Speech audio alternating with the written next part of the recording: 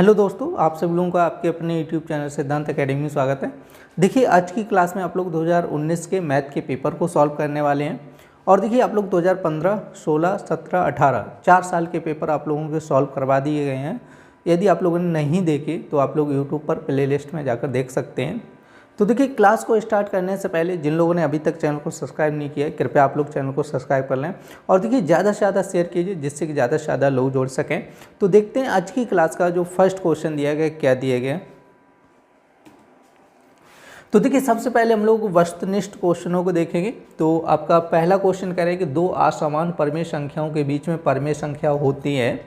तो देखिए क्या कह रहे हैं कि दो असमान, जैसे कोई असमान परमेय संख्याएं उनके बीच में परमेय संख्याएं होती हैं, कितनी होती हैं। जैसे यहाँ पर आपका मान के चलो, जैसे 1 लिखा है और इधर 2 लिखा है। अब इसके बीच में कितनी परमेय संख्याएं होंगी। तो देखो, इसका जैसे आधा करेंगे तो 1/2 इसी के बीच में आएगा। जैसे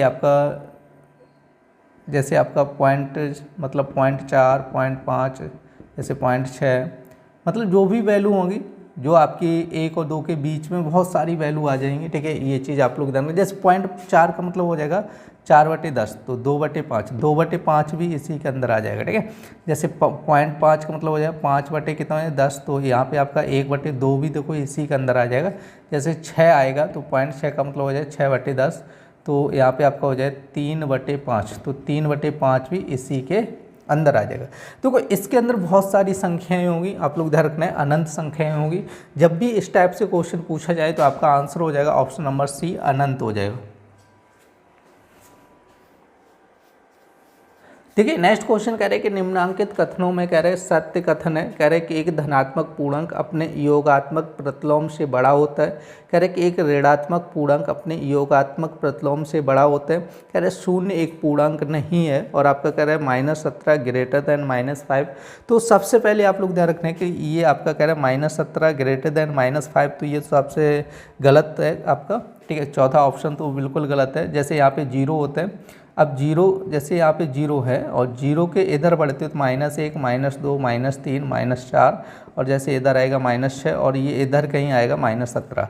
अब देखो, 0 से जितने पास जो संख्या है वही बड़ी है। जैसे यहाँ पे अब 0 के पास में 1 है तो 1 बड़ा है, उससे दूरी जैसे ही भी दूरी बढ़ेगी 0 से तो ये वैल्यू कम होती चली जाएगी। ठीक है, तो आपका कह रहा था -17 ग्रेटर देन -5। अब आप लोग खुद बताइएगा, तो आपका -17 -5 से बड़ा नहीं है जबकि छोटा है, तो इसलिए ये आपका क्वेश्चन का जो डी ऑप्शन है वो क्या हुआ, आपका गलत हो गया। समझे। तो अब हम लोग देखते हैं कि कह रहे हैं फर्स्ट क्वेश्चन के धनात्मक पूर्णांक कह रहे अपने योगात्मक प्रतिलोम से बड़ा होता है। तो सबसे पहले आप लोग ध्यान रखने कि योगात्मक प्रतिलोम क्या होता है। योगात्मक प्रतिलोम, देखिए आप लोगों को बता चुका हूँ योगात्मक प्रतिलोम के बारे में, क्योंकि आपकी 41 क्लासें हो चुके हैं। मैथ तो लगभग पूरा आपका कंप्लीट हो चुका है, क्योंकि आप लोगों के पेपर सॉल्व कराए जा रहे हैं।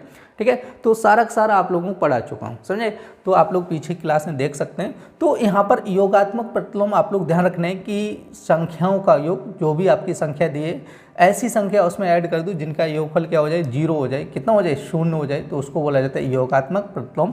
जैसे आपसे बोला जाए जैसे 7 है या तो 7 है, इसका योगात्मक प्रतिलोम कितना है, -7 हो जाए, क्योंकि दोनों का योगफल कितना होना चाहिए, 0 होना चाहिए। ठीक है, तो जैसे आपका 12 कह रहा है तो 12 का योग माइनस का आपको हो जाए, माइनस का आपका 12 हो जाएगा। ठीक है, तो मतलब संख्याओं का योगफल कितना होना चाहिए, 0 होना चाहिए, तो उसको बोला जाता है योगात्मक प्रतिलोम।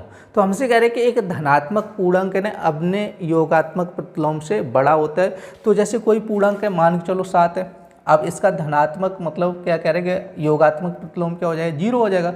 तो इससे क्या होता है, बड़ा होता है। तो आप लोग ध्यान रखना है, इससे तो जाहिर सी बात है बड़ा होगा, क्योंकि पॉजिटिव संख्या है ना, तो वो 0 से तो हमेशा बड़ी रहेगी। क्लियर नहीं, तो आपका आंसर हो जाएगा ऑप्शन नंबर ए। देखिए, नेक्स्ट क्वेश्चन कह रहे हैं 21 की अनुवर्ती संख्या है। तो 2 बार आपसे कह रहे हैं अनुवर्ती की अनुवर्ती। ठीक है, आप लोग ध्यान रखना है। जैसे 21 की अनुवर्ती क्या आ जाएगी, प्लस 1 करेंगे 22 हो जाएगी। अब 22 की अनुवर्ती क्या हो जाएगी 23 हो जाएगी। ठीक है, तो आपका क्वेश्चन नंबर 3 का जो आंसर हो जाएगा वो हो जाएगा 23। ठीक है, अब हम लोग देखो ये तो 3 था, अब हम लोग देखते हैं क्वेश्चन नंबर 4। कह रहे कि एक आयताकार मैदान का क्षेत्रफल कह रहे 0.5 हेक्टेयर है।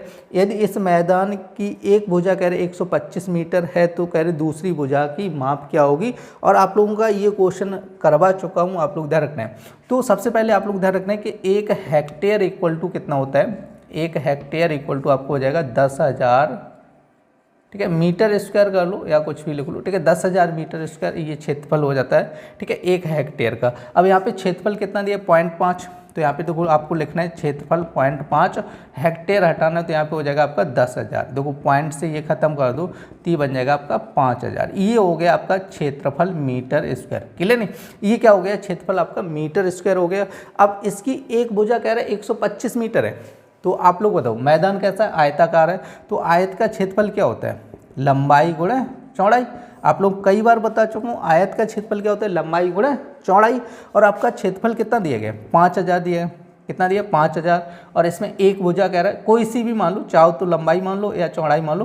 तो चलो लंबाई मान ले 125 थी, चौड़ाई हमसे क्या कह रहे हैं पूछी गई, चौड़ाई v का मान निकालना है तो इधर आएगा। देखो v बराबर आपका होता है 5,000 बट्टे 125। तो आप 25 से काटो तो 25 पंचे 125, 25 दूनी 50, 200 हो जाएगा।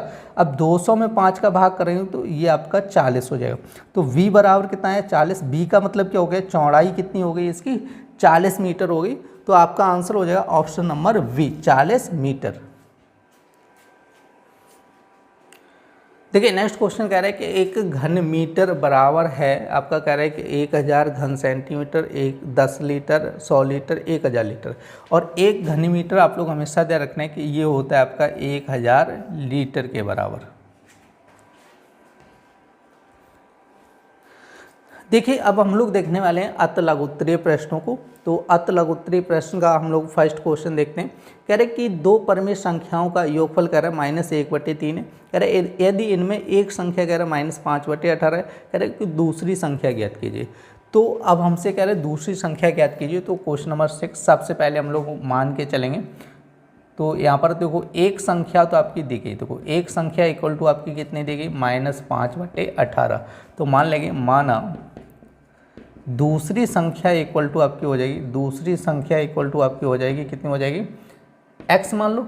अब हमसे क्या कह रहे हैं देखो इनका योगफल -1/3 है। तो प्रश्नानुसार यहाँ पर देख लेंगे। देखो प्रश्नानुसार इन दोनों का योगफल -5/18 और प्लस x बराबर कितना हो जाएगा आपका -1/3 हो जाएगा। ठीक है, अब देखो इसको उधर पहुँचाएंगे तो -1/3 और प्लस 5 कितना है 18 हो जाएगा। तो x बराबर कितना हो जाएगा 18 हो जाएगा।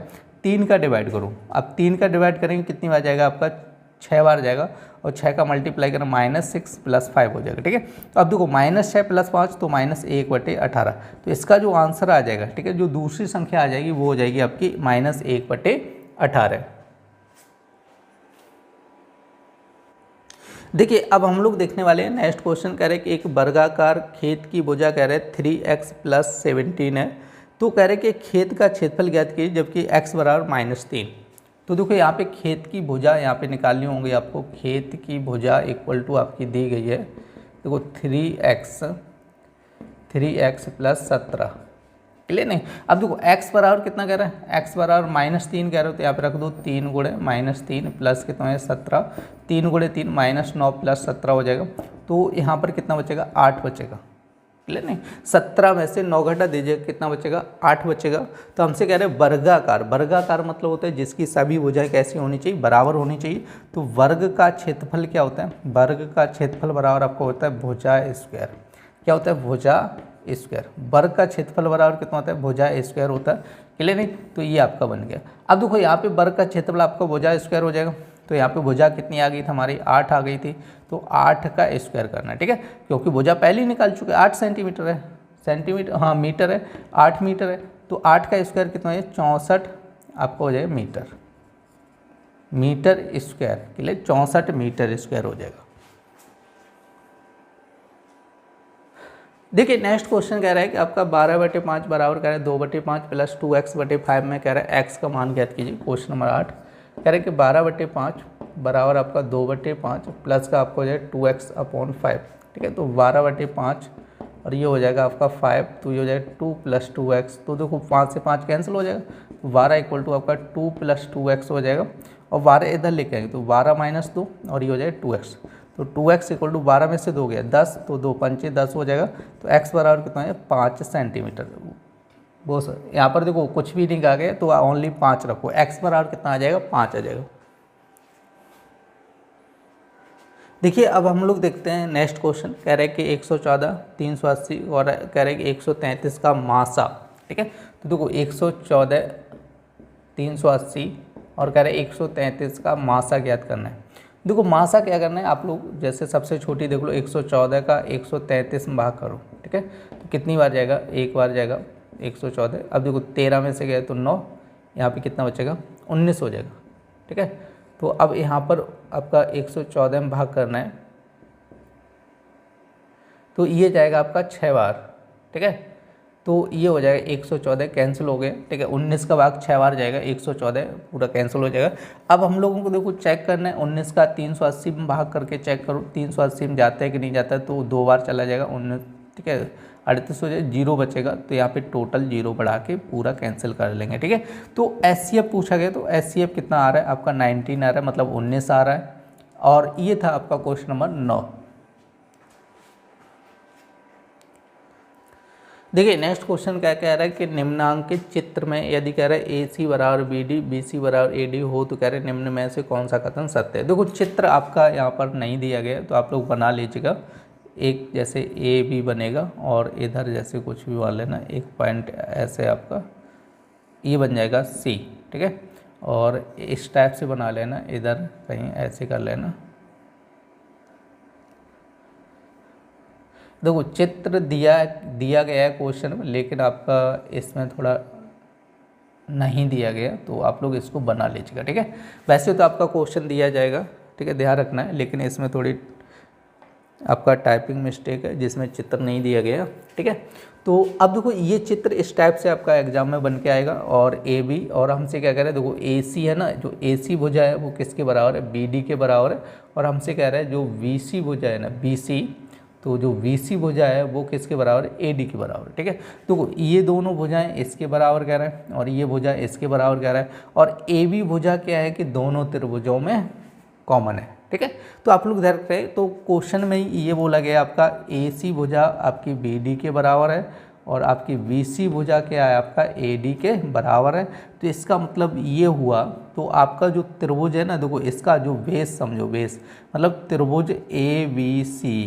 ठीक है, त्रिभुज आपका क्या हो जाएगा ABC, और इसी तरह आपका त्रिभुज जैसे ये बनेगा VAD। ठीक है, त्रिभुज क्या हो जाएगा VAD। इन दोनों त्रिभुजों में क्या है आपकी AB भुजा क्या है, कॉमन है। ठीक है, तो AB भुजा क्या है, दोनों में कॉमन है, और ये दोनों, ये भुजा इसके बराबर, ये भुजा इसके बराबर, दो भुजाएं बराबर, मतलब क्या हुआ कि तीनों भुजाएं इसकी आपस में कैसी होगी, बराबर होगी। जब तीनों भुजाएं बराबर हैं तो मतलब हम लोग कह सकते हैं जो त्रिभुज आपका ABC, ये वाला जो त्रिभुज बन रहा है, ठीक है, और आपका त्रिभुज आपका हो जाए VAD, ये त्रिभुज दोनों कैसे हो जाएंगे आपके सर्वांगसम होंगे। ठीक है, तो आपका आंसर हो जाएगा ऑप्शन नंबर आपका D। वो ऑप्शन नहीं कथन कह रहा है, तो आपका कथन हो जाएगा, थर्ड कथन आपका सत्य हो जाएगा। देखिए नेक्स्ट क्वेश्चन क्या कह रहा है, माइनस आपका कोष्टक लगाया 4 - 17 प्लस कह रहा है 10 × 3 और -5 कह रहा है। तो देखो क्या 11 नंबर क्वेश्चन, -4 कोष्टक लगाया -17 प्लस कह रहे हैं। देखो सबसे पहले हमें गुणा करना है, 10 × 3 करोगे 30 हो जाएगा, -5। और देखो यहाँ पर आपका 4 में से आप घटाओ 17 घटाएंगे तो कितना बचेगा, -13, और माइनस माइनस क्या हो जाएगा, +13 हो जाए, 13 + 3 यहाँ पे बन जाएगा 30 और -5 हो जाएगा। ठीक है, तो ये बन जाएगा 43 - 5। अब देखो 43 में से आप 5 घटाएंगे तो कितना बचेगा आपका 38 बचेगा। देखिए अब हम लोग देखने वाले हैं लघु उत्तरीय प्रश्न, और इसका फर्स्ट क्वेश्चन कह रहा है एक भिन्न का हर कह रहा है उसके अंश से कह रहा है एक अधिक है, कह रहा है कि अंश हर कह रहे दोनों में से एक घटाने पर भिन्न का मान कह रहा है 1/2 हो जाता है, भिन्न ज्ञात कीजिए। देखो क्वेश्चन नंबर 12 क्या कह रहा है कि भिन्न का हर उसके अंश से एक अधिक है। ठीक है, तो सबसे पहले हम लोग मानेंगे, माना भिन्न इक्वल टू क्या कह रहे हैं, भिन्न का हर उसके अंश से एक अधिक, अंश मान लो x है तो अंश से एक अधिक क्या हो गया, उसका हर हो गया। ठीक है, तो अब क्वेश्चन के अनुसार हम लोग देखेंगे। देखो यहाँ पे प्रश्नानुसार, देखो प्रश्नानुसार क्या क्या कह रहे हैं कि अंश और हर दोनों में से एक घटाने पर ऊपर से एक घटाओ और x+1 इसमें से भी एक घटाओ तो कितना हो जाएगा 1/2, तो ये कैंसिल हो जाएगा। तो x - 1/x बराबर कितना है 1/2। ठीक है, अब 2 का क्रॉस 2x - 2 बराबर x हो जाएगा। x इधर आएगा, 2 उधर पहुँचाओ तो ये हो जाएगा 2x - x बराबर 2। अब 2x में से x गया तो x बराबर कितना हो जाएगा 2 हो जाएगा।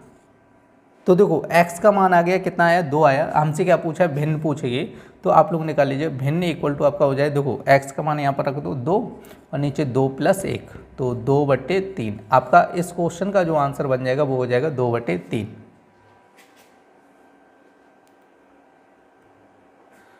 देखिए नेक्स्ट क्वेश्चन कह रहे हैं दो संख्याओं का अंतर कह रहे हैं 14 है। कह रहे बड़ी संख्या का आधा छोटी संख्या के 2 गुने से 2 कम है। कह रहे दोनों संख्याएं ज्ञात कीजिए। देखो क्वेश्चन नंबर 13। ठीक है, क्या कह रहे हैं दो संख्याओं का अंतर कितना कह रहे हैं 14 कह रहे हैं। तो हम यहाँ पर मान के चलेंगे, माना बड़ी संख्या इक्वल टू आप लोग मान लो कितना लिखा है x लिखा है, और यहाँ से लेना है छोटी संख्या इक्वल टू आपकी हो जाएगी y मान लो। ठीक है, तो हमसे क्या कह रहे हैं, देखो बड़ी संख्या का आधा और कह रहे हैं छोटी संख्या के 2 गुने से 2 कम है। ठीक है, 2 कम कौन सी है, बड़ी संख्या है ना। ठीक है, बड़ी संख्या का आधा और छोटी संख्या के 2 गुने से 2 कम है। ठीक है, तो अब देखो हम लोग क्या करेंगे, तो यहाँ पर एक तो कंडीशन ये बनेगी, दोनों संख्याओं का अंतर कितना कह रहे हैं 14 कह रहे हैं। तो यहाँ पे देखो x - y इक्वल टू कितना है 14, समीकरण 1 बन जाएगा। अब हम लोग देखेंगे, देखो प्रश्नानुसार क्वेश्चन के अनुसार क्या कह रहे हैं, बड़ी संख्या का आधा, तो बड़ी का आधा करेंगे तो x/2, छोटी का 2 गुना करना है 2y हो जाएगा। और इससे कह रहे हैं ये 2 कम है, ये 2 कम है तो इसमें 2 कम कर लो तो बराबर बन जाएगा इक्वेशन। ठीक है, तो अब हम लोग क्या करें, इसका 2 का इधर क्रॉस गुणा करना है तो ये बन जाएगा 4y - 4 हो जाएगा। तो x - 4y इक्वल टू आपका -4 बन जाएगा। ठीक है, समीकरण नंबर 2।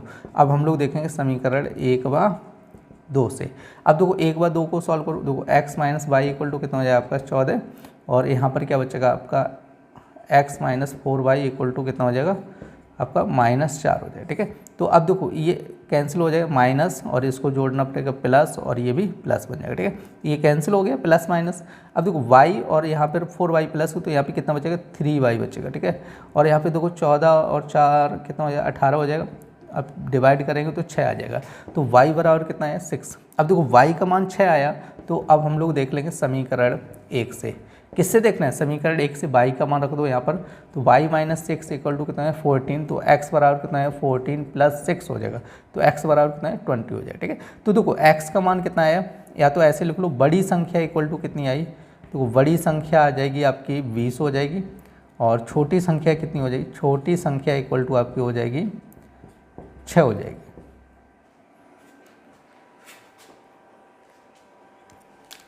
देखिए नेक्स्ट क्वेश्चन कह रहे हैं किसी परीक्षा में 22 परीक्षार्थियों के गणित के विषय में प्राप्तांक का विवरण निम्नवत है। कह रहे कि 10-10 के वर्ग विस्तार एवं आंकड़ों को विभाजित कर बारंबारता सारणी बनाइए। तो यहाँ पर ये कह रहा है, देखो हमसे क्या कह रहे हैं कि वर्ग अंतराल यहाँ पे बनाना है। ठीक है, वर्ग अंतराल, और यहाँ पे कह रहे हैं बारंबारता, क्या कह रहा है बारंबारता सारणी आपको बनानी है। ठीक है, तो सबसे पहले हम लोग देखेंगे 10-10 का बनाना है, तो सबसे छोटी संख्या आपको देखनी है। देखो इसमें सबसे छोटी संख्या कितनी दी गई आपकी 48 दी गई, और सबसे बड़ी देखेंगे कितनी दी गई 88 दी गई। ठीक है, तो वर्ग अंतराल हमें कहाँ से लेके चलना है 40 से 50 लेके चलना है। ठीक है, तो अब देखो 40 से 50 के बीच में संख्याएँ देखो कौन कौन सी आ रही 50, 50, 50, 50। ठीक है, 4 और ये 48। तो यहाँ पर देखो 40 से 50 के बीच में कितनी संख्याएं होगी 5 संख्याएं होगी। अब हम लोग देखेंगे 50 से 60 के बीच में, देखो यहाँ पर आपकी एक तो 52 आ जाएगी, 54, फिर आपका देखो 54 हो जाएगी, और यहाँ से देखो 55 हो जाएगी आपकी, और को देखो 56 हो जाएगी। ठीक है, तो 50 से 60 के बीच 1 2 3 4 5 संख्याएं इसमें भी देखो आ गई 50 से 60 के बीच में।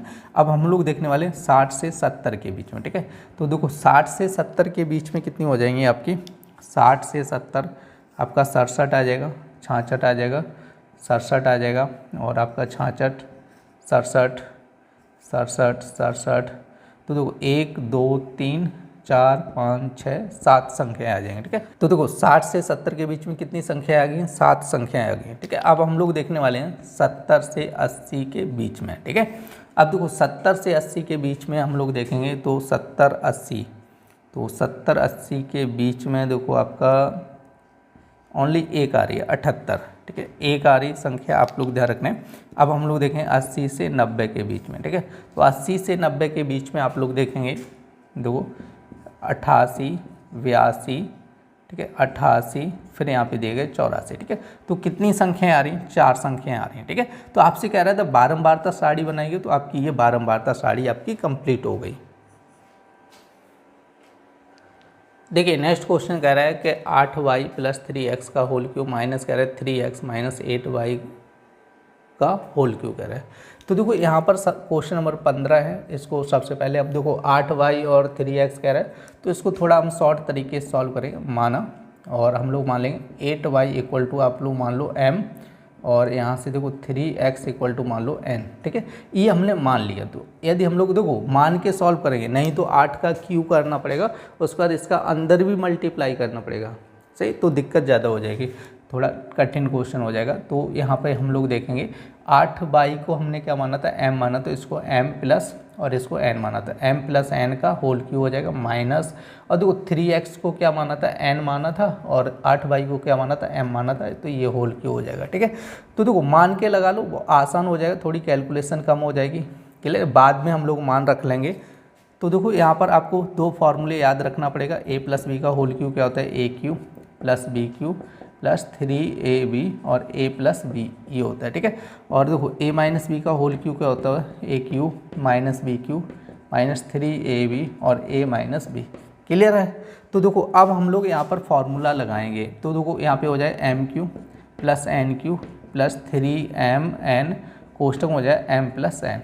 क्लियर है? तो इसका कोष्टक बंद कर लो। अब देखो माइनस, तो यहाँ पे हो जाएगा n³ - m³ - 3m n, और ये n - m हो जाएगा। ठीक है, देखिए अब हम लोग क्या करें, इसका अंदर गुणा करना है, इसका भी अंदर गुणा करना होगा। तो ये बन जाएगा आपका देखो m³ + n³ + 3m² n, और ये हो जाएगा प्लस का 3mn²। ठीक है, देखो माइनस, और यहाँ पर देखो अंदर करेंगे तो n³ - m³ और ये हो जाएगा माइनस का 3mn² प्लस का 3m²n।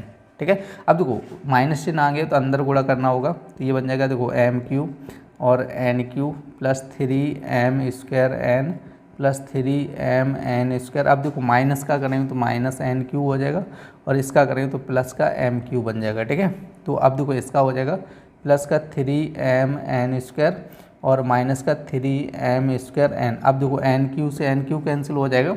अब देखो 3m²n ये प्लस माइनस है, कैंसिल हो जाएगा। तो बच्चा क्या, देखो m³ कितना है? 2m³ बन जाएगा, और देखो 3 और 3 कितना है? 6mn² हो जाएगा। ठीक है, तो अब देखो यहाँ पे वैल्यू रखना है 2, और m का मान कितना है? 8y का होल क्यूब 6, और m का मान कितना है? 8y, और इंटू ये हो जाए 3x का होल स्क्वायर। तो देखो 2 और 8 का क्यूब कितना होता है? 512 हो जाता है y³, और ये हो जाए 48y इंटू 9x²। ठीक है, तो 512 हम 2 का गुणा करेंगे, 4 हो जाएगा 2, 1024 y³, और ये हो जाएगा आपका 432। ठीक है, 32yx²। ठीक है, देखो 9 का गुणा कर लेना तो 432 ही आएगा। तो ये था आपका क्वेश्चन नंबर 15। तो आप लोग नोट कर लें इस क्वेश्चन को। देखिए नेक्स्ट क्वेश्चन कह रहे हैं एक मैदान की कह रहे हैं कि लंबाई 30 मीटर, चौड़ाई कह रहे हैं 15 मीटर, कह रहे हैं यदि इस मैदान पर कह रहे हैं 5 सेंटीमीटर वर्षा हुई तो ज्ञात कीजिए मैदान पर कुल कितने लीटर पानी गिरा। तो देखो यहाँ पर कि ये कह रहे हैं कितने लीटर पानी गिरा। तो देखो यहाँ पे पानी निकालना है, तो सबसे पहले हम लोग को निकालना होगा मैदान का आयतन। ठीक है, मैदान या तो डायरेक्ट निकाल लो। ठीक है, कह रहे कुल कितना पानी गिरा, तो यहाँ पे लिख लेना कुल पानी इक्वल टू कितना हो जाएगा। देखो जो मैदान का आपका आयतन होगा, ठीक है, उतना ही पानी गिरा होगा। अब जैसे मैदान कह रहे हैं 30 मीटर, 15 मीटर और ये सेंटीमीटर दिया गया, तो यहाँ पे आप कर लो 30 × 100, और यहाँ पर आपका कह रहा है 15, तो 15 गुणा कर लो 100। ठीक है, कितना करो 15 गुणे 100 और ये कर लो 5, ठीक है। तो ये पूरी वैल्यू देखो, लंबाई गुणे चौड़ाई गुणे ऊंचाई, ठीक है, आप लोग ध्यान रखना, लंबाई गुणे चौड़ाई गुणे ऊंचाई, तीनों का गुणा करेंगे तो क्या होगा, आयतन निकल आएगा। लेकिन हमसे कह रहा है लीटर में, तो आप लोगों को पता होगा एक घन सेंटीमीटर इक्वल टू होता है 1/1000 लीटर बन जाता है, ठीक है। कहीं पे यदि एक घन सेंटीमीटर लिखा है तो उसमें 1/1000 का गुणा कर दो तो किस में बन जाएगा, लीटर में, मतलब 1000 का भाग करना होगा, 1 2 0 यहाँ से और यहाँ से कटेंगे, क्लियर नहीं। तो देखो अब यहाँ पे हो जाएगा 300 और ये 15 गुणे 5, ठीक है। अब देखो क्या करना है, 15 गुणे 3 करो, 15 गुणे 3 करेंगे 45 हो जाएगा और 5, ठीक है। तो अब 45 गुणे 5 करेंगे 2 0, 5 गुणे 5 25, 2 हो जाएगा, 5 को 20, 2 42, ठीक है। तो आपका हो जाएगा आपका 4000 वो 42,500 और लीटर और लिख लेना, ठीक है। हमसे किस में पूछा था, लीटर में पूछा, तो ये लीटर में आ गया। देखिए नेक्स्ट क्वेश्चन कह रहा है एक घनाभ की लंबाई कह रहा है 80 सेंटीमीटर, 40 सेंटीमीटर कह रहा है 1 मीटर 20 सेंटीमीटर, घनाभ का आयतन ज्ञात कीजिए। तो हमें आयतन पूछा गया, तो ध्यान रखना है कि घनाभ का आयतन इक्वल टू क्या होता है, आयतन बराबर लंबाई गुणे चौड़ाई। देखो 80 सेंटीमीटर, 40 सेंटीमीटर और कितना दिया 120 सेंटीमीटर। अब हमें देखो इसको मीटर में कन्वर्ट करना है तो 100 और 100 तीनों में भाग करना होगा, ठीक है। अब देखो चाहो तो यहाँ से 0 से 0, इसकी 0 से 0, ये 0 से 0, तो ये बन जाएगा देखो 0.8, 0.4, 1.2। अब देखो इसका गुणा करोगे तो 8 गुणे 4 करोगे तो 32 हो जाएगा, 2 अंक बाद पॉइंट और 1.2। अब देखो गुणा करना है, 12 दूनी 24 हो जाएगा, ठीक है, 2 और यहाँ पे 12 दूनी 36, 2 38 हो जाएगा। अब 1 अंक ये, 2 अंक ये, 3 अंक बाद, मतलब 0.384 आपका आंसर हो जाएगा। देखिए नेक्स्ट क्वेश्चन क्या कह रहा है, आपका संख्या दी है देखो 2x² plus 8x³ plus 11x minus 12 और देखो माइनस करके दिए, कह रहे को सरल कीजिए, क्वेश्चन नंबर 18। तो देखो अब आप लोग ध्यान रखना है कि इस कोष्टक के आगे देखो माइनस चिन्ह और इस कोष्टक के आगे भी माइनस चिन्ह, तो हम लोग संख्याएं लिखेंगे और डायरेक्ट लिखेंगे, तो माइनस चिन्ह का अंदर गुणा करके 2x³ प्लस देखो 8x³ प्लस 11x माइनस का 12। अब देखो इसका माइनस का गुणा करेंगे तो ये हो जाएगा माइनस का माइनस माइनस प्लस 5x² और प्लस का कितना हो जाएगा 2x हो जाएगा और माइनस का 13x³ हो जाएगा और प्लस का 2 बन जाएगा, ठीक है। अब उसमें करेंगे देखो दूसरी वाले में तो माइनस माइनस प्लस 4 हो जाएगा और प्लस का ये हो जाएगा 2x और प्लस का 3x² और प्लस का 5x³ देखो 8x³ और ये 5, तो 8 5 13 और ये माइनस का 13 कैंसिल हो जाएगा, ठीक है। आप लोग ध्यान रखना है। अब देखो जो भी संख्या यदि कैंसिल हो रही है तो आप लोग काट दीजिएगा, नहीं तो यहाँ पे सॉल्व करो। देखो यहाँ पे 2x², 3x², 5x, टोटल कितना हो जाए आपका 10x²। अब यहाँ पर देखो 11 2 कितना हो जाएगा आपका 13 2 15 प्लस का 15x बन जाएगा और यहाँ पर देखो कोई भी वैल्यू बची 4 2 6 बन जाएगा, ठीक है। तो आपका ये आंसर हो जाएगा क्वेश्चन का। देखिए आज की क्लास में आप लोगों ने 2019 का मैथ का पेपर सॉल्व किया था। उम्मीद करते हैं आप लोगों को आज की क्लास पसंद आई होगी। यदि क्लास पसंद आई तो कृपया लाइक करें और देखिए ज़्यादा से ज़्यादा शेयर कीजिए जिससे ज़्यादा से ज़्यादा लोग जुड़ सकें। फिर मिलते हैं ऐसी नेक्स्ट क्लास में, तब तक के लिए धन्यवाद।